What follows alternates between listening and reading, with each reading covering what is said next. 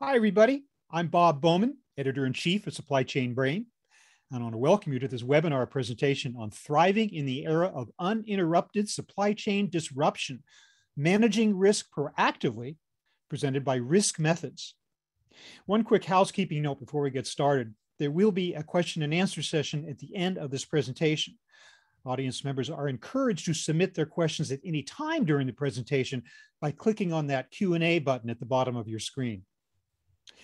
So, over the past year and a half, we've all heard the term new normal being used in all facets of life. For the supply chain, that has unfortunately meant more frequent disruptions. COVID-19, along with its direct impacts, such as lockdowns, border closures, and the like, has triggered a domino effect of related disruptions, including supply shortages and financial distress. However, these aren't the only threats in town. We're also now seeing an increasing amount of extreme weather events, new laws, such as President Biden's executive order on critical supply chains, the EU's new supply chain due diligence law, and so on, and sustainability requirements. Managing all this data can be overwhelming without the proper supply chain risk management, or SCRM, processes in place. That means it's time to say goodbye to those manual Excel documents and siloed teams. In short, you need to embrace automation. So with that, let me introduce the speakers you'll be hearing from today. Bill DiMartino is Chief Product Officer and Managing Director for the Americas with Risk Methods. Bill plays a critical role in both the vision and strategy behind the Risk Methods solution, as well as the expansion of Risk Methods in the Americas market. Bill has held leadership positions in B2B software spanning nearly 20 years in product management, sales, and marketing. Bill has built his expertise in procurement and supply chain while at IBM, Taurus, and Determine. We'll also be hearing from Cheryl Van Dyke. She is Senior Manager, leading the Supply Chain Risk Management team for General Dynamics Mission Systems. Over the years, she has supported General Dynamics business units within supply chain, field operations, finance, and business operations. She started her career in academics as a Department of Defense research contractor focused on prevention, risk, and readiness for our military personnel. And Pamela Meyer is Supply Chain Analytics and Resilience Manager at Crown Equipment Corporation, focusing on global supply chain analytics and resilience. Pam helps drive collaboration with multinational supply chain teams to assess supply chain resilience and implement risk mitigation activities. After obtaining a bachelor's degree in business with a focus on accounting and a Master of Accountancy degree from Wright State University, Pam joined the supply chain team at Crown. So let's set the scene for today's panel discussion. I'll first turn it over to Bill DiMartino of Risk Methods to tell us a little bit about the current state of supply chain risk management. Bill? Thank you, Bob. Thanks for the introduction. Thanks to everyone for taking time out of your busy schedule to spend with us today. And I'll do my best to get out of the way so that we can hear from Pam and Cheryl in terms of their programs and how they're achieving success and helping to protect their organizations. But expanding on the context that Bob laid out for us, I think the bottom line is the risks that we're feeling now aren't new risks. They're really old risks that have been there for a long time, latent in all of our supply chains. And unfortunately, the pandemic is bringing to light every weakness, every dependency that one could have imagined. And we're going to talk more about why that is going forward here. But as we look out and we see this peacock of risk here in terms of the colors that we're looking at, we've got to think holistically around all of these topics because we don't know where the next one's going to come from or what it's going to be in terms of impacting you. So what does that mean in terms of you as a business? It basically means that you need to transform the way that you think about and incorporate risk in your processes. And no longer is it okay to say, well, we haven't been impacted in the past and we'll be okay. in the future. We'll get by the same way we used to. And the elements that risk method sees over and over again in the organizations are really a transformation into becoming a risk-aware enterprise. And that really means changing the culture of your teams and of your decision-making processes. And in order to do that, you have to have a source of truth, and you have to have the ability to automate the data collection. People actually have time to do the job of risk management. And when you have that visibility, you're able to make decisions and react faster when you can't anticipate and prevent, but you are also able to design your supply chain, make your award decisions, and work collaboratively with your suppliers proactively to prevent risks. So it's holistically all of these things together that really allow you to change your organization. So with that, I'm going to hand it off to Cheryl, and she can tell us the story of how General Dynamics Mission Systems has been able to achieve success in their resilience programs. Thank you, Bill. Peacock of risk. I'm going to try and work that into a sentence later this week if I can. All right. Okay, so let me jump right in and tell you a little bit about General Dynamics Mission Systems. We are a business unit within the General Dynamics Corporation, and you can see here we have an international presence with offices, personnel, and facilities that spread across the globe. Our primary directive is to provide mission-critical solutions. We focus on technology integration across the land, sea, air, space, and cyber domains. In supply chain language, this means we buy a lot of electronic components and IT hardware to support the span of communication solutions that we provide to our customers. We are part of the aerospace and defense industry, or to put it in fancier terms, we are part of the defense industrial base and deemed critical to the security of the United States. That always gets people's attention at parties. But take those fancy terms, defense industrial base, and add in our need for electronics, and you have yourself a perfect storm in the face of a pandemic and a supply chain vulnerable to disruptions. So that's a good place to start, the pandemic and how we managed.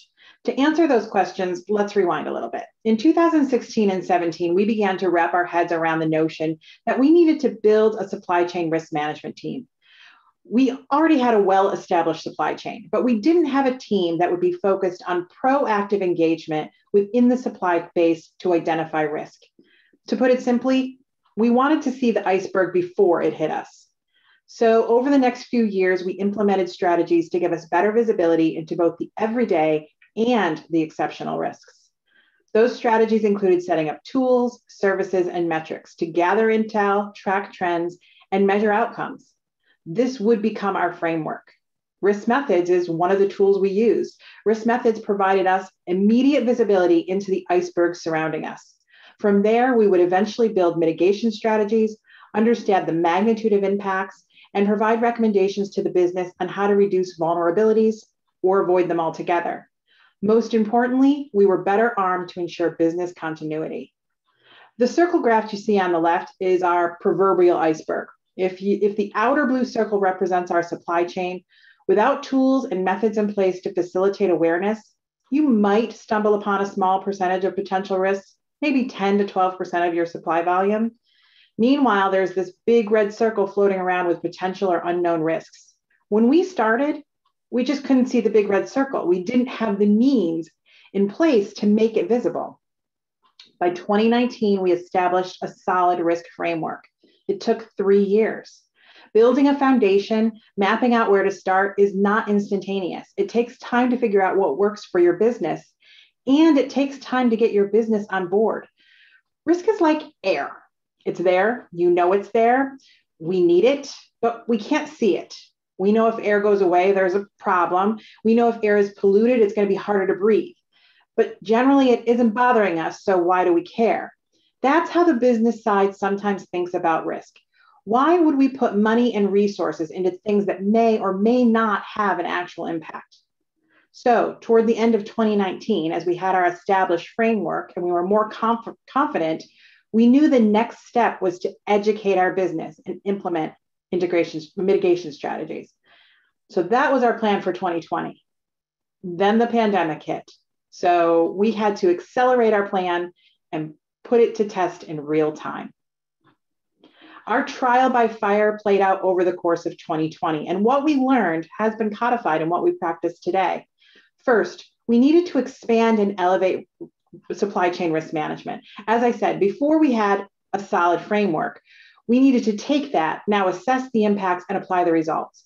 So we began to embed supply chain risk management into our policies and daily procedures. We made it part of the process. We made it a requirement, whether it was while onboarding a new supplier or reviewing a cost sweep for a proposal. We included an element of risk assessment. From there, we learned and adjusted and reapplied. We examined what worked in practice and what added long-term value. We were not perfect. We were not comprehensive. We started small. A risk assessment could be as simple as a country of origin fact check. The point was we were an active part of the process. We continued to strengthen and improve as we gained experience and learned how to better interpret and apply that data in ways that would provide the most value to the business. We utilized our framework to provide more complex risk assessments, and we communicated abundantly and cross-functionally. There are times when too much information can be harmful. During a pandemic, we found the opposite to be true. The more we armed people with the facts, the more we explained the hows and whys of potential risk and their impacts, the better equipped they were, the more they understood the interconnections of the global supply chain and that we do not operate in a vacuum. The more we communicated this, the more we educated, the more they saw the value of having a risk management team. With that, I'm going to stop here and turn it over to Pam from Crown. Pam? Thanks, Cheryl. So, listening to Cheryl talk about her approach and how they came, it took several years. It's a very similar process to what, Crown has gone through. So Crown, a little background, we were established 76 years ago and family owned and managed. Crown Equipment Corporation is one of the largest material handling companies. Our global headquarters are located in Ohio. We have 5 regional headquarters in North America, Europe, Asia Pacific, China, and Singapore, along with 11 global manufacturing and operations locations. Sales in 2020 were $3.6 billion. Our supply chain network consists of suppliers in over 40 countries that supply our 9 manufacturing plants. And our manufacturing plants supply a global network of more than 500 retail locations spanning 84 countries, which sell, service, and support our products. So supply chain risk management has always been a priority for Crown. Started out many years ago with a very manual, reactive process, and then has transitioned over the years to our current 2-pronged approach. We look at reactive risk assessment and proactive risk mitigation. Crown's vertically integrated approach to design and manufacturing enables us to focus our supply chain activities on raw materials and component parts, and it provides us with more visibility to the design, manufacturing, distribution, and support of our final assembled products and their parts and components. Visibility of our SCRM program has broadened throughout the company over the last several years due to a couple events that have occurred within our supply chain. Some of those are, we had a tornado that impacted one of our own manufacturing plants. We had a tier 1 and tier 2 supplier that experienced a major fire and was impacted for many months, as well as a closure of a manufacturing plant for one of our suppliers. Now, all of these events required immediate action from not only our purchasing departments, but also from many other departments such as manufacturing, engineering, and logistics. They were all heavily involved in these recoveries. These events, along with several others, made it very clear that even though we have many key suppliers within our supply chain, just one having a significant and immediate impact on our ability to manufacture lift trucks. Our SCRM program is broken into 2 separate categories. We have the reactive risk assessment portion and then the proactive risk mitigation. So the reactive portion focuses on how we respond quickly and efficiently to events that are unexpected and generate an immediate risk to the continuity of supply. The actions that are taken and departments involved are tailored to the individual event, but the process structure is the exact same regardless of the event. The proactive portion looks at our entire supply base, and this helps identify the suppliers that would have the greatest impact if that supplier were to have a supply disruption. We focus on the top potential impact suppliers, and then we create a robust risk mitigation plan to help identify the activities we can do now to reduce that impact if and when that supplier has an event leading to an immediate supply disruption. Some of the countermeasures that we include in our risk mitigation plans range anywhere from modifying safety stock to help increase the amount of time we would have to react to an event, to qualifying an alternate source or looking at a dual sourcing option, to even looking at vertically integrating either all or a portion of the part, along with many other countermeasures that have been identified through the teams. With having one global supply chain risk management program, we have increased our global communication within our purchasing departments. This has led to learning more about our shared suppliers and creating better mitigation plans to include all locations that would be affected if we have a supplier that experiences a supply disruption. So with that, I'll turn it back to Bob. Thanks very much, Pam. So now let's move into our panel discussion about the importance of supply chain risk management and the value that it drives for GDMS and Crown and for organizations in general. So Bill, can you walk us through what Risk Methods has seen from the very beginning of the pandemic? What are you seeing both now and potentially in the future as a ripple effect? Yeah, so the beginning, I think it was a slow start for all of us, and no one was really sure where this journey was going to take us. And I think it's the cascading effects that are so unique about this situation in terms of all of those different peacocks of risk, which I guess is our new term today. I'm excited about that. These things fed off of each other and compounded in a way that we typically don't see in other situations. If a storm comes through, it goes away, and then we go right away into recovery. And this cascading of effects means that that's not the case here. And we're really starting to see every single one of those weaknesses show itself. And so what does that mean for us now? It means that we have to be aware of all of these risks, because the pandemic and the after effects, I think this is the new normal that Bob talked about. And the shortages that we see and the choke points that we see. And I think there's a wave of supplier bankruptcies and financial distress that we're going to see as a result of all these things that are just going to continue to stress our organizations. So we really got to get those sensing capabilities going and to help our enterprises. So let me leave it there and allow you to take us forward, Bob. Okay, thanks, Bill. So a question for Cheryl and Pam. How has the pandemic specifically impacted your business over the last year and a half for that matter, and moving forward? And how has having SCRM processes in place helped your respective businesses through it? So start with Cheryl. Thanks. So if we have our peacock of risk, let's add compounding factors or compounding effects, as Bill said. I think that's another key term that in 2020, those of us in the risk field used, it was like on redial, and we just repeated it, trying to truly have people understand what that meant. We agree, with what Bill said early on, there was a lot of uncertainty. Was this real or not real? We were starting to see some orders push out 2 to 3 months, but the business wasn't quite on board yet that this was real. They thought it's happening across the ocean. It's not going to hit us here. And then guess what? It started to actually hit our shores, and it became real very quickly. Entire manufacturing facilities were shutting down, and delays became much more commonplace. So in those first few weeks, it was a bit of a scramble to get on solid ground, use our tools and that framework I mentioned earlier to gain control over the information and how we were using it.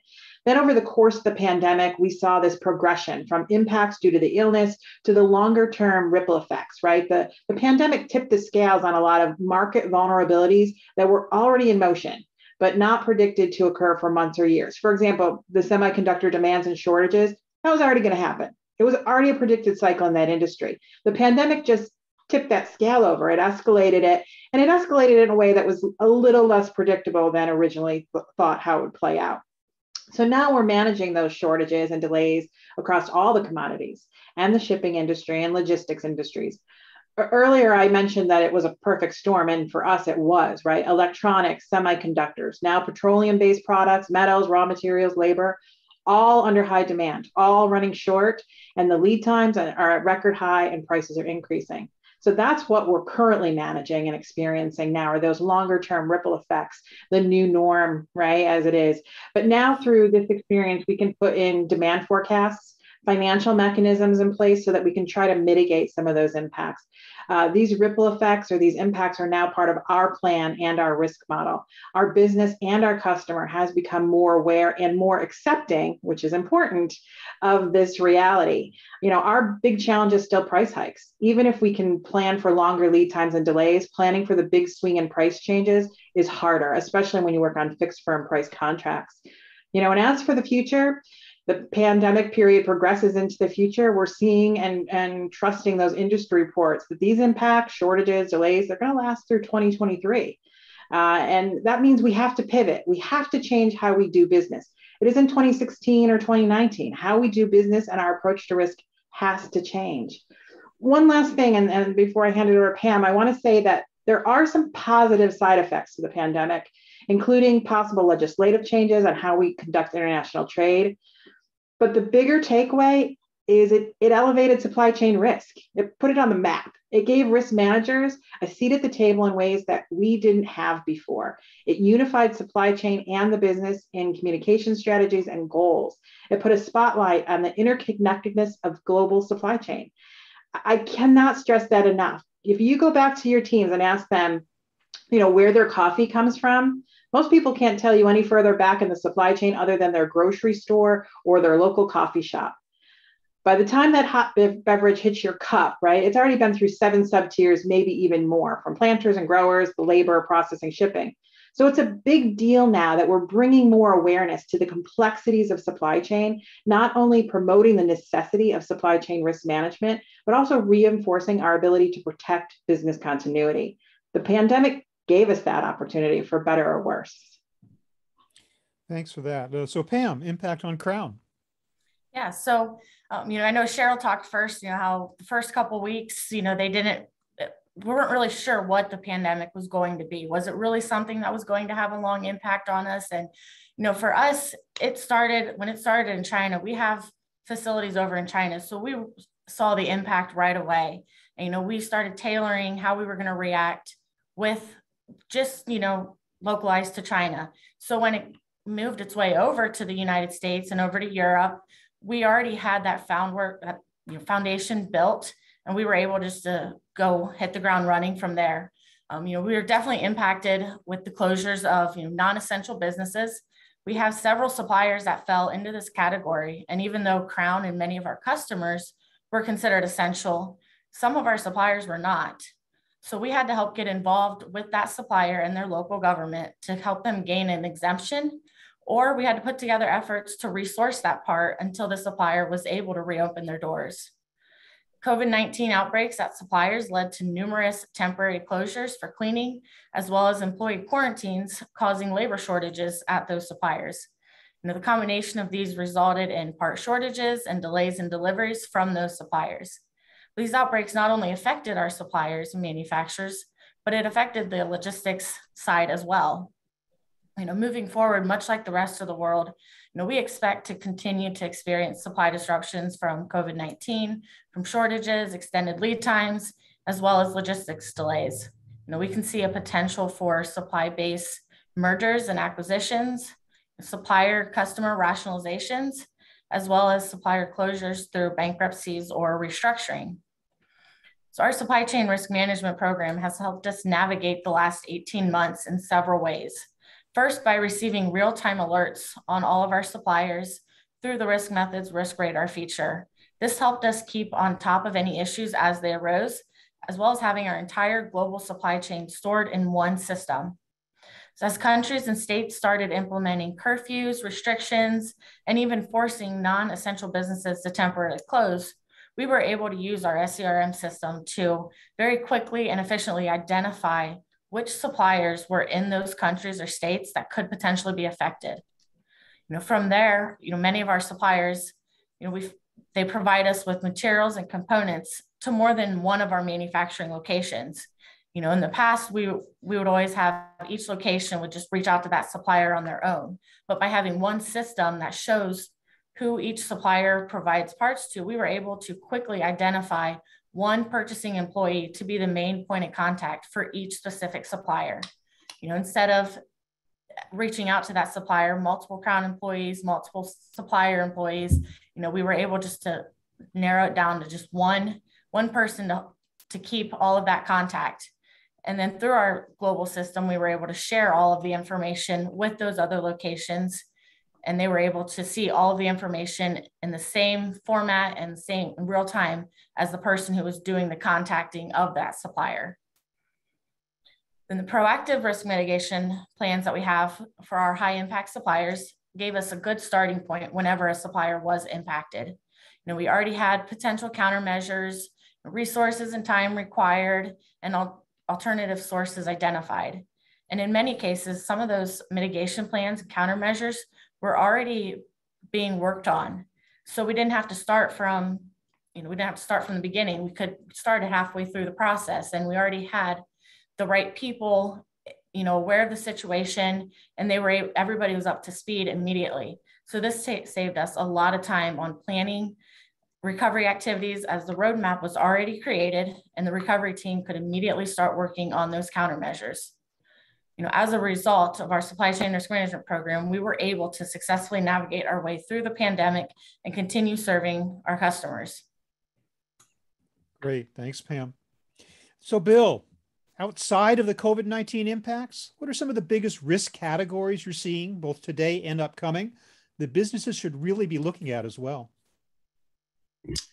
Yeah, so I think if we listened closely to what Pam and Cheryl said, there's no doubt that the logistics challenges and the supply chain shortages are out there. The commodities are there. I think of three macro forces that really are just looming. So number one is labor. Number two is weather. And number three is regulation. And I think all three of these are, unfortunately, many of the factors are outside of your control. But we're going to see, I think, the disruptive impacts of all of them coming at us for years to come now. And unfortunately, I think in the case of weather, it's going to get worse and worse for a little bit. And so making sure that we've got the sensing capability is important. Labor is such a massive topic, but we see a changing workforce. We see a shortage of workforce, but we also see regulations changing the way the workforce works. So these factors are really going to be compelling moving forward. And so that means looking at everything all the time. All right. All right. Thank you. Okay. So for Pam and Cheryl, another question. How are the topics that Bill just mentioned impacting your supply chains, and how are you working to mitigate those impacts? Let me start with Pam on this. Yeah, so these are all great topics, and they are current topics that we are discussing every day. And our supply chain risk management system has provided us with ways to help identify and mitigate these risks before we are impacted. So within our SCRM system, we monitor all ports and choke points that are used within our supply chain. Our logistics team is very heavily involved in working directly with our suppliers to help organize the freight routes. So through our SCRM system, we receive alerts on any potential disruptive activities within the logistics supply chain. We look at strikes at ports or congestion, any accidents or fires, and we share all of this information with our logistics team, who can then look into alternate routes and shipping methods as needed. Whenever we receive alerts on suppliers that are located in the expected path of a hurricane, for example, those we can be a lot more proactive than with other weather-related alerts, as tornadoes and power outages. Those are typically reactionary. So we can review our inventory levels with the suppliers in the expected path of the hurricane, and then work with those individual suppliers on reviewing PO dates. We can move them in if the supplier is able to, so that we can ship ahead of the anticipated storm to help reduce any disruptions later on. And then when the storm has passed, the system is going to notify us of any major damage or power outages in that area. So again, we can work directly with those affected suppliers to understand what their recovery plan is if they need one. And then when global topics arise, we're easily able to identify the potentially affected suppliers and points within our supply chain using our SCRM system. And from there, we narrow down our supply chain to just a selected location, whether that's a country, a state, or just a region, and determine the scope of the concern. Then from there, we can start to reach out to those suppliers and understand, what impacts are they seeing and what are they experiencing. And shortages, those are a daily topic, and we're managing them as they come up. With our risk mitigation plans, one of the countermeasures that we have identified is reviewing safety stock on critical parts. This can allow us to increase our inventory levels on these critical parts to ensure that whenever a supply disruption does happen, we have more time to react to that disruption. So there are many different types of disruptions that can, and at some point probably will, occur within our supply chain. But by having a robust SCRM system like ours, we are able to significantly reduce the impact of those disruptions. Excellent. Okay, so Cheryl, just to repeat the question, how are these topics impacting your supply chain? How are you working to mitigate those impacts? The first, I would say, I think Bill nailed it, was the three major forces or macro forces that he listed, right? Labor, weather, and regulations. And I would couch cyber under the regulations for sure. And I think those are the three things that keep us all up at night. And then I would say ditto to everything that Pam said, right? I think that some of, much of what she mentioned is also part of our standard practice as well. So I'm going to talk about it in a little different framework and kind of throw other questions out there of, how do you solve it? Climate related impact are the hot topic, right? Especially on an already strained supply chain, right? Going back to what Bill said about compounding factors. 2020 was no exception to that. They had record-breaking extreme weather events. Not only did we deal with a deep freeze in Texas and Louisiana earlier in that year, but flooding and droughts and hurricanes, all which were for the record books, right? Climate and environmental factors are adding to the list of vulnerabilities within our supply chain dependencies and bringing to the forefront a look at how we do mitigate those. But what do we do? Get more inventory, move our factories? Part of the challenge in considering climate and weather related events, and I would categorize natural disasters such as fires in that group as well, is that people can imagine the immediate impacts, right? The flood, the fire, the power outage. However, it's harder to imagine or plan for the long-term impacts or other, results. Relocations, destroyed infrastructure, redeployment of resources. Plus add in how it impacts the labor and what may seem like a relatively contained problem on paper, a hurricane, a fire, becomes quite complex. And of course, there's the unpredictability of it. We can see market forecasts, or we can watch the semiconductor industry. We knew something like that was going to happen, but those weather disasters, those fires are hard to predict in any sort of long-term way. We're also monitoring the movement and reaction to President Biden's executive orders related to trade and cybersecurity, and determinations on how we buy and who we can buy from will have long-term impacts on our industry. For the aerospace and defense industry, it means a complete rethink of how the industry is run and how technology is manufactured and from where we purchase it. And that will be a high price to not only our business, but possibly the taxpayers. All of these things remind us that proactive risk management is vital to predicting these events and the regulations with as much advance notice as possible. It also allows our business, the more we can be predictive and the more we can be proactive, it allows our business to have more runway to better prepare and mitigate towards successful outcomes. Bill, do you have something to add there on the importance of proactive risk management? Well, I guess I would just quickly summarize what Pam and Cheryl just said is preparedness pays off. And I think that's the simple truth. You've got to do the hard work of being prepared. It doesn't mean that you have to predict every single scenario, but you have to know what your vulnerabilities are, know what your supply chain looks like, and you need to have really, I think it's the muscle memory of a team that's prepared to work together and to react to the challenges that they're going to face. Okay, great. So we've established that proactive risk management is a key ingredient to supply chain risk management. But what else has been a key part in both Crown's and GDMS's success? Let me start with Pam on that. So the key aspects that have made our SCRM system successful, are all identified and outlined prior to implementation of our system. The first key part is to lay out a detailed timeline of all the steps within the implementation process. This can help avoid scope creep as the project progresses. As we started introducing our SCRM program to other departments within Crown, many of them wanted to get involved and to see how they could benefit from the program. And it was very important for us to have the list of our initial goals and expectations tied directly to a timeline to ensure that we were still meeting all of those goals and expectations. And as new opportunities came up with other departments or just within supply chain in general, we could add them to the goals and see where they would fit in best within the timeline.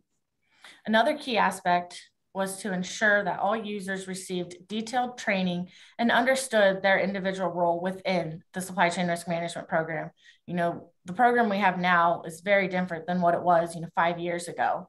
So we had to make sure everybody understood what their role was in the previous system and how that differs with their role in our current program. We offered several different training sessions so that users could choose the time that worked best within their schedule, as well as keeping the sessions smaller to ensure that there was plenty of time for questions, as well as smaller groups tend to promote more questions. And then we added the new process to our sourcing specialist standard work, as well as our ISO procedures. This made all expectations very clear to our users, and it helped promote acceptance of the new system. And then lastly, I think one thing that was key for us, since we're a global company, we identified a key user within each major location. That person was someone that the users were already familiar with, and they could be the first point of contact when questions would come up. Thank you. So Cheryl, keys to GDMS's success. Absolutely. Set a baseline. That's one of the first things I tell everybody. Set a baseline. You do not know what you're measuring if you are not setting a baseline from which to judge change. How do you know if something's impacting you if you don't know where you started? Don't get yourself overwhelmed for people who are just starting out, right? Even if you don't have a risk program in place, you can still begin to visualize. A baseline can be as simple as picking a point in time, as Pamela was talking about, setting a timeline and using that as your new standard by which to measure all other activity.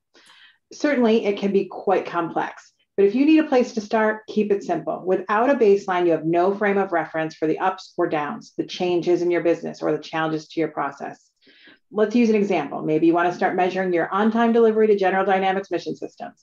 You don't have a current metric. Okay, well, pick a start date. If you have data stored, pick a past date and move forward. If you don't, pick a date today. From here, you can measure trends, begin root cause analysis, and take corrective actions. And by the way, many times when people hear root cause, they're like, oh, that means I did something bad. Root cause analysis and corrective actions are not always bad things.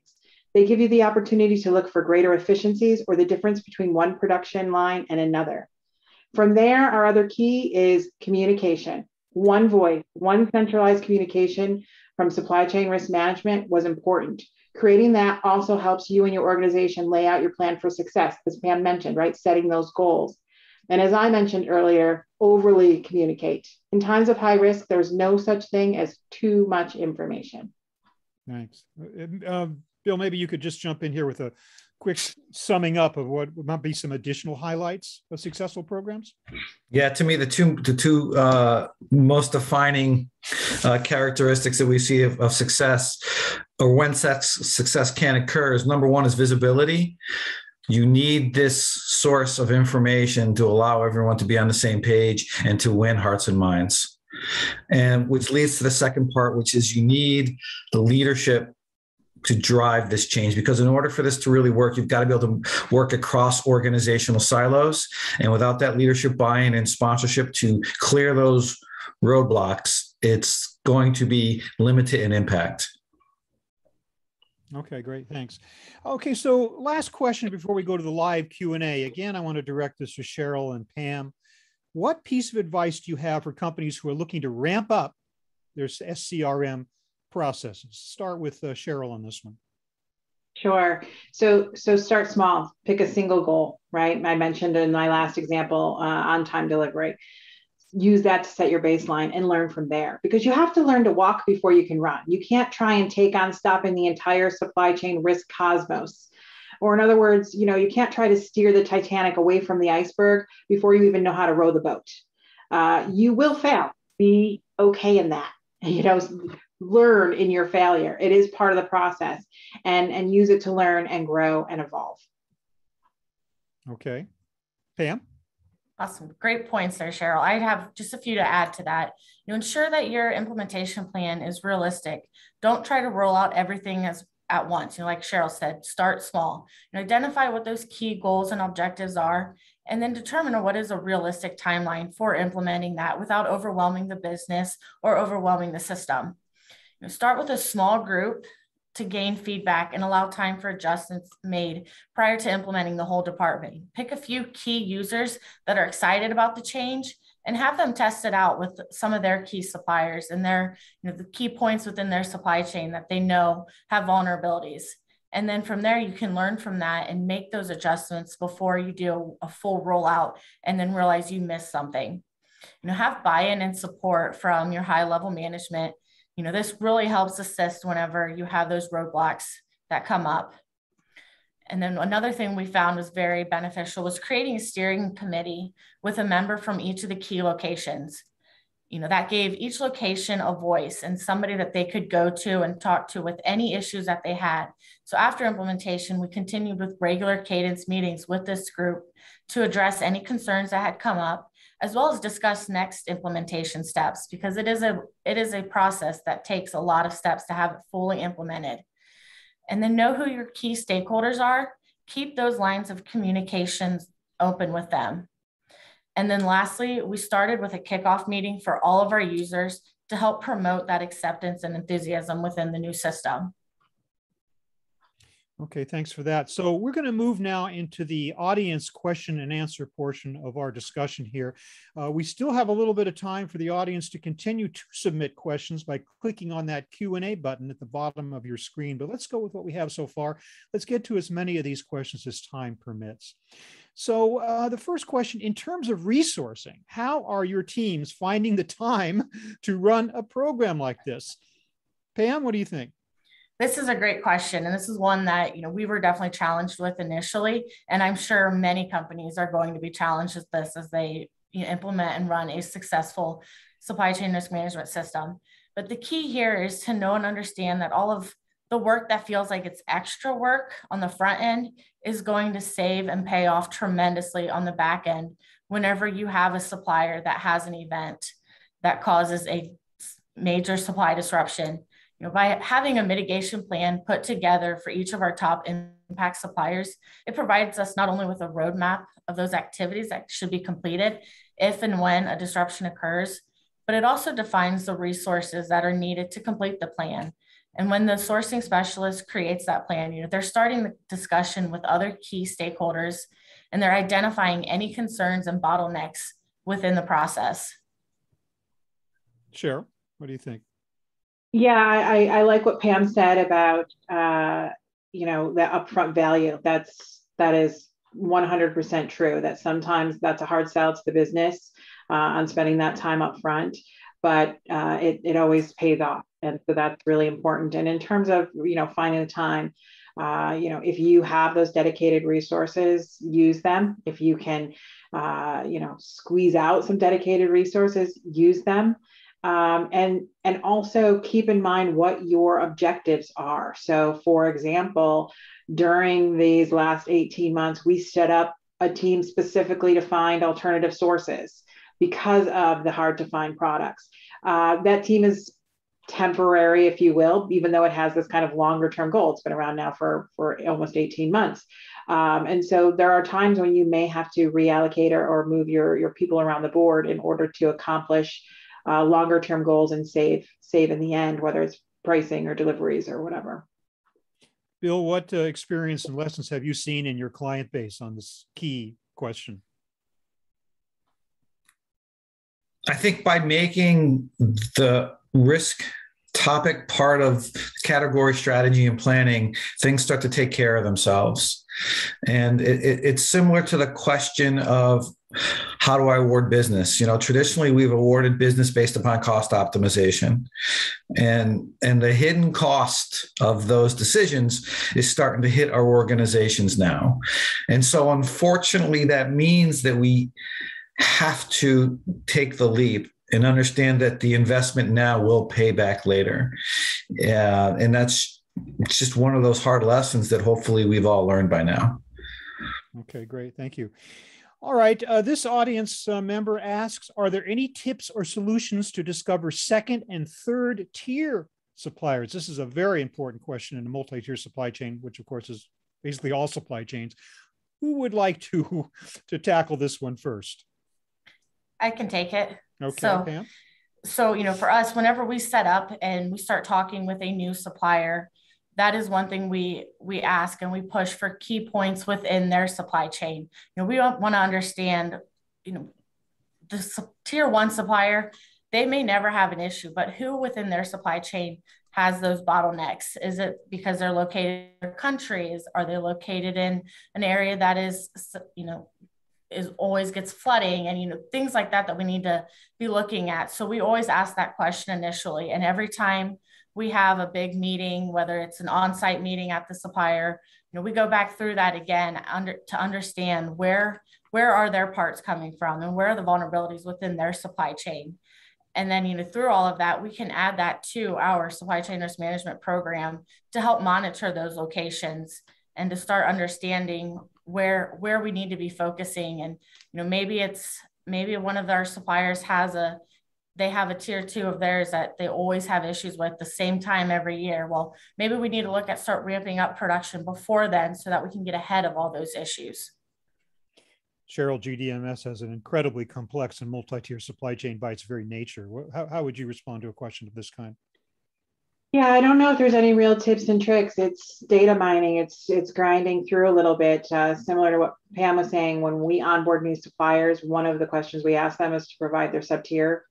Some of them are more open to that than others, right? Because they don't want us to necessarily go direct to the sub-tier.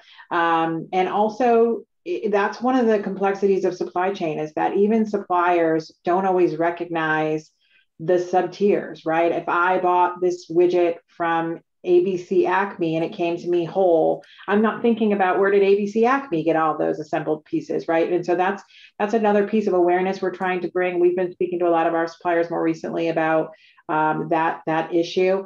We use a lot of industry sources that look at a part number and break it down into the raw material for us. And so that's where we get a lot of our sub-tier information. And then we use tools like the risk methods tool to track that and map that and keep track of all of our sub-tiers. Okay, thank you. This one might be for Bill, but I'm certainly happy to throw it to Pam or Cheryl as well. But this questioner is saying, to mitigate demand risks, if we want to build artificial intelligence-driven demand forecasting models, how do we know how many models we need if we are forecasting various supplies at different locations? Will we need one model per product or one model per location, since there is, of course, seasonality in the data, demand fluctuations, et cetera? This may take us a bit into the weeds, but Bill, what would be your response to that? Boy, I would say there's an awful lot of dependency there on industry and category type to really have a response specific that's going to be useful to the questioner. But I would think a lot about the customer in terms of how you're gonna do that. What is the nature of your customer, and what is driving their demand, and based upon that, you can really figure out what type of models that you need. I think in order to get any more specific than that, we'd probably have to get into the weeds a little bit more. Yeah. Okay. All right. Okay. This questioner wants to know, and this is asking for the crystal ball that nobody has, but how do you foresee the logistics situation in the coming year? How do you do risk mitigation? How do you risk mitigate the current increase in freight costs and shortages of equipments and vessels? What do you think, Cheryl? Yeah, so as I mentioned earlier, we're trying to put it as part of our model. And actually, one of the meetings I had earlier today was with our capture and proposal team to talk about that specifically, as how we have to have in how we have to add an escalation factor. I mean, escalation factors are pretty common anyways in proposal world, but we're now adding a special escalation factor, if you will, to accommodate for those types of challenges that we can somewhat predict or forecast at this point. We know there's going to be these upticks in costs and delays, but we might not be able to pinpoint exactly how much or how much that price point is going to change. And so we are talking about how do we put in that escalation factor and how do we potentially put in corrective clauses or protective clauses into our contracts with our customers. So that way we can protect ourselves from any of those changes. So those are some of the things that we're doing is we're trying to create models now that will accommodate those, potentially 20-25% swings and major delays. Pam, and we expect that through 2023. Also important to Crown. Pam, do you have a comment on that? Yeah, so like I mentioned earlier, our logistics team is very involved directly with the supplier in determining what logistics suppliers we utilize and how we move our product from the supplier to the Crown location. And, they are constantly trying to find better, more cost-efficient ways to do that.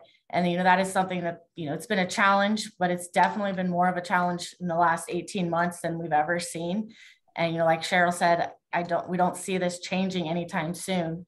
So that is something that they've been really focusing on, looking at all the different options that we have out there and understanding what is the best approach and how can we mitigate that before we start seeing that increase in pricing, or what can we do to avoid air freight whenever possible. Okay, thanks. Bill, this questioner is asking you to clarify or repeat what you said about where the mitigation of risk actually starts, having to do with a single source of truth, automating processes. That's what they believe you said, but could you maybe repeat or clarify that point for this person? Yeah, I mean, the start has to be to establish the facts, right? And so to me, that's what that source of truth is. So in order for you to automate, in order for you to, put these processes in place and really start to exercise them, they need to be built upon a solid foundation of information. So that's really where it all starts. So find is all relevant sources of risk insight that you can bring together, normalize that insight and use it to spur dialogue and take action. Okay, thanks for that. So this question I'd like to direct to each of you. We're talking about getting buy-in from executives in order to implement this crucial program. This questioner says, my company was relatively unaffected by the pandemic. I'd like to know who that is. So how can I make the case for an SCRM program? How about Pam starting on that one? Yeah, so executive buy-in is definitely key to not only a successful implementation of your supply chain risk management program, but also to sustaining that program. And regardless of how much or how little you were affected by the pandemic, it has shown the many vulnerabilities within supply chains, whether it's from material shortages to logistics and freight concerns. My advice is to take a look at your current supply chain and find the points that would have the biggest impact. Whether it's looking at a sole source supplier or a supplier that provides a very unique product or process, and start really drilling it down into that to understand what would it take to fill that gap if that supplier were no longer able to provide parts. And then whenever you present your case for an SCRM program, make sure to include these possible scenarios, and as well as the time and dollars it would take for a full recovery to help sell your case. Yeah. Okay. So Cheryl, how do you do the selling job? Yeah, I would say, what Pam said, and I would kind of reinforce the idea that you have to draw the line and connect the dots for your executive leadership and for that business buy-in. I've lost plenty of hair and my blood pressure's been sky high over the last 18 months when I say, well, what do you mean? Haven't you seen the headlines? Aren't you watching the news? You have to connect the dots to them and show it how it impacts them. You can't just talk about it. You can't just say it's going to impact us. Here's the model I'm telling you. You've got to draw them to that conclusion. You have to lead them to it. And sometimes that means you've got to show them the money. You've got to draw that line to how it's going to impact their bottom line so that they oh, I care now, right? some delivery delays, maybe this, maybe that. No, no, no. This is going to impact your bottom line, and this is how. You have to draw that conclusion for them to bring them on board.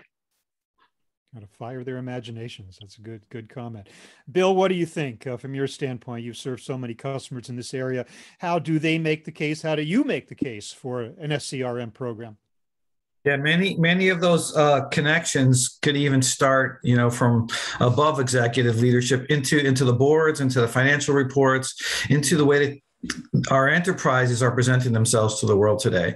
And I think we can see a direct correlation between the drive of becoming a company that's worrying about the world and trying to have a purpose and trying to be able to make their customers have a better life, and our ability to really have an operating supply chain and program that's in place. So that's another way, is to really bring these programs into light within some of the broader organizational objectives that we're all seeing. So I think that's one of the topics that sometimes just doesn't, those connections, as Cheryl pointed out, don't get made. So I would certainly encourage folks to start at the top in terms of aligning with organizational objectives, priorities, and stated goals. Beyond that, look, the world has changed. And I think that we're going to see more and more that the stakeholders that are asking questions about these topics, they're not going to go away. And so if we can talk about sustainability, if we could talk about the impact of disruption, I think those are really, really powerful forces. And one of the other ways that we've seen success is in terms of the sales side. I have the lucky enough to spend a fair bit of time with our customers and talking to the supply chain leaders about how their programs have been viewed internally and the impacts they've had on the organization. And one of two things that I took away from that, one is we see organizations that have been able to sell when their competition couldn't. So there's a significant positive revenue opportunity for you if you're there when your competition can't be. And so that's really important. And number two is we're seeing that these sales teams are actually talking about the robustness of their sales force and the resilience, of their supply chains is part of their selling process. So this asset, this capability now becomes a sellable asset that's needed to deliver on your objectives and to help your sales teams to succeed in their selling of the world. So these are some of the areas where making the case is maybe a little bit easier and a little bit more powerful than it was pre-pandemic. It is hard, if not impossible, to imagine a more critical topic in supply chain than what we've been talking about for the last hour, supply chain risk management. And unfortunately, we are out of time now, and I'm sorry for that. Any questions that were not answered by our panelists today, I'm sure they would be only too happy to address them offline. But in the meantime, I do want to thank our great speakers, Bill DiMartino of Risk Methods, Cheryl Van Dyke of General Dynamics Mission Systems, Pamela Meyer of Crown Equipment Corp. Thanks for a great presentation. And by the way, folks, if you're looking to accelerate your supply chain digital transformation like GDMS and Crown, you should definitely check out Risk Methods' recently released framework outlining the next steps for automating your SCRM process. Just scan the QR code. You'll get a copy sent directly to your inbox. We'll also share this resource with a recording. And so with that, once again, thanks to our great speakers. Thanks so much to our audience and your great questions. Everybody, have a great day. Thank you. Thank you. Thank you.